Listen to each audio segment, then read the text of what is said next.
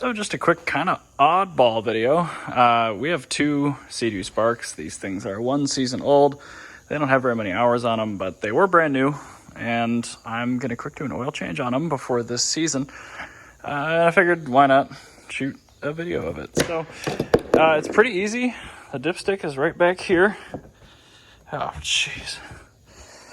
That's never been out before, so I'm going to have to get my pliers and work that out. The seat comes off really easily. There's a tab right back here. You lift up, pull backward, and there's a little lid right over there with a latch on the outside that starts like this, and you just have to twist it down. So the dipstick is where we're actually going to be evacuating the oil from.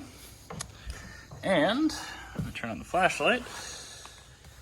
Down in here, that canister right there with the 3 silver bolts on it, that is your oil filter housing. So little E8, 3 E8s. If you do it without pulling the clamshell off, just be really careful, have a magnet nearby. But yeah, I'm gonna start by loosening the oil filter housing, because if I can't get that off, I don't want this thing to be dry, oil-wise. So yeah, gonna go ahead and grab my E8s, get that off, get my filter ready, and then we will start evacuating the oil. So this is what your oil filter housing will look like. I've got an E8 with a swivel and an extension, and I'm just gonna take those guys off. O-ring in the filter, got a little dripping down, I'll have to wipe that up.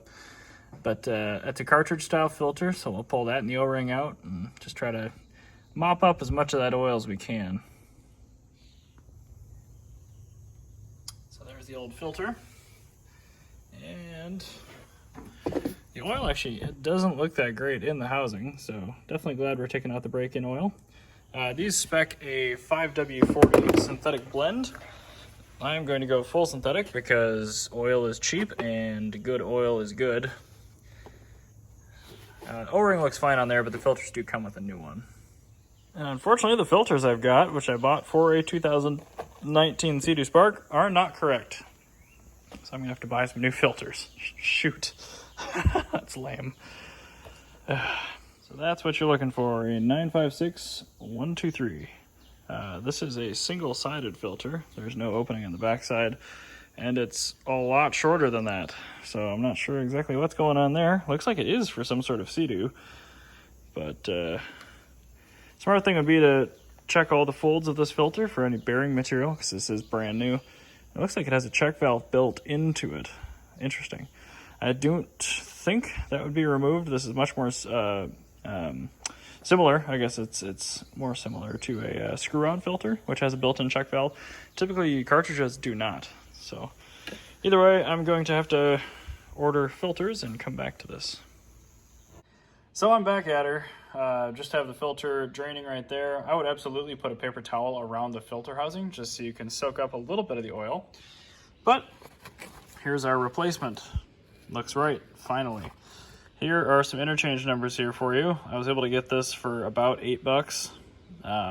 In the future, I wish it came with a little bit better oil. The tune-up kit with plugs oil and a filter is only like $34 per ski. So I would maybe just consider doing that every other year.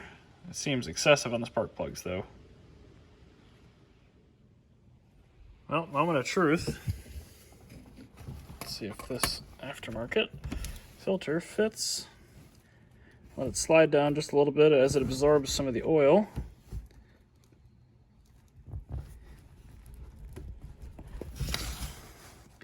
Yeah, I think we're good.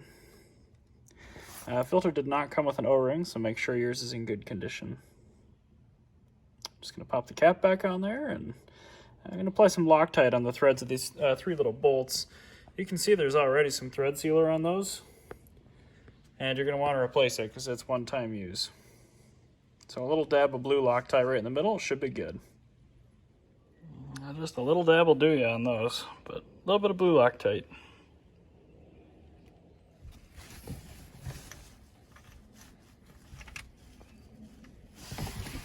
So thread them in one by one and tighten them down.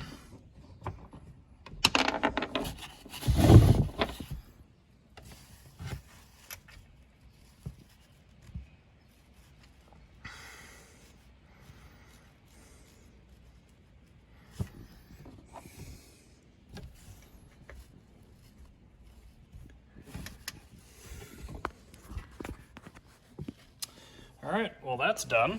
Next up, we're gonna evacuate and refill the oil. So I've had the dipsticks out and draining for a while yet, but in order to do this, you will need an oil extractor or a transfer pump. I'm going to be using a Mighty Vac, which I'll show you in just a second. It's something I have from my automotive service career. It's not an expensive tool. If you're going to service these things, you'll find other uses for it too. It's probably only like $60 or $70. If I think of it, I'll drop a link to one in the description. But yeah, I'm going to get the device ready, and we're going to essentially just suck the oil out of the crankcase, and we're going to throw oil back in. I think these are only 2 quarts or something crazy like that. So here is an oil extractor, and it'll usually come with a few different sizes of hose too, but I'm just going to give this a few pumps. As you can see, my oil looks pretty much brand new. It's not going to take much to get this thing completely dry.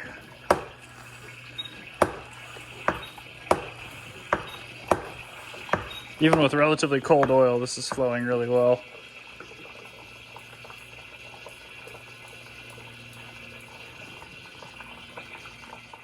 So time to put oil in. These spec a synthetic blend, 5W40. I'm going to be going with a full synthetic because I'm not going to be changing these for probably 2 or 3 years. Then I'll do an oil analysis. We don't put many hours on these. This is just a plain better oil. The only downside to this is it costs a little more money, but Liqui Moly is really good stuff. So that's what I put in all the BMWs, Mercedes, Ferrari even. So this has a nifty little sight glass on it. Shows me how much oil is in it right there. So I'm going to go down 2 dots and then go to the other ski. The beauty also is this will do 2 jet skis and a half. I'm going to be checking the engine oil level.